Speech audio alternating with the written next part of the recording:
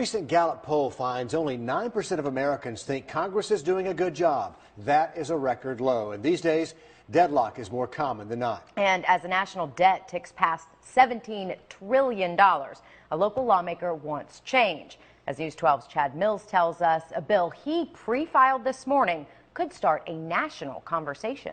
This meeting is the first of its kind in South Carolina, perhaps the nation. They are power drunk, money drunk. And it's being held in Claude O'Donovan's living room. We have a runaway government, all three branches. We have a Congress that is just drunk with spending.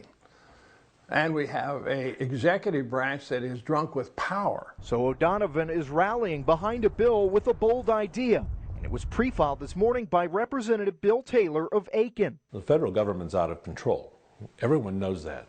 There isn't anybody that would deny that we have an overreaching federal government. Right now, constitutional amendments can be proposed and ratified by Congress. But the founders added a fail-safe in case of an out-of-control federal government that allows the states to draft and approve amendments. But first, 2/3 of the states must be on board. Taylor's bill, if passed this session, would mean South Carolina is on board. South Carolina is not alone in this effort. Virginia joined us today.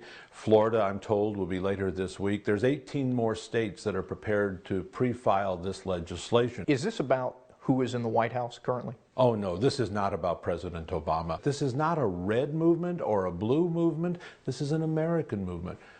I view this as nonpartisan. I believe Democrats and liberals and conservatives and Republicans all ought to be joined together to try to fix the federal government. But they always did it for a specific reason. In the meantime, O'Donovan will continue drumming up support in living rooms near and far. For those who will look at this and say it's just political theater, what do you say to that? You know, a lot of people are going to feel that way, but they way underestimate what we have going on here.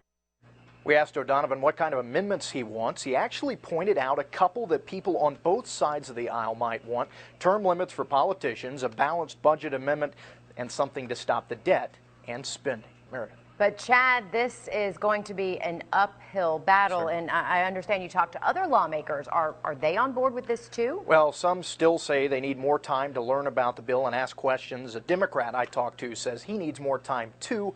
Another Republican says he'd support the measure, but he says it'll be impossible to get 2/3 of the states on board. It'll be interesting to see what happens. Sure will. All right, thanks for that, Chad.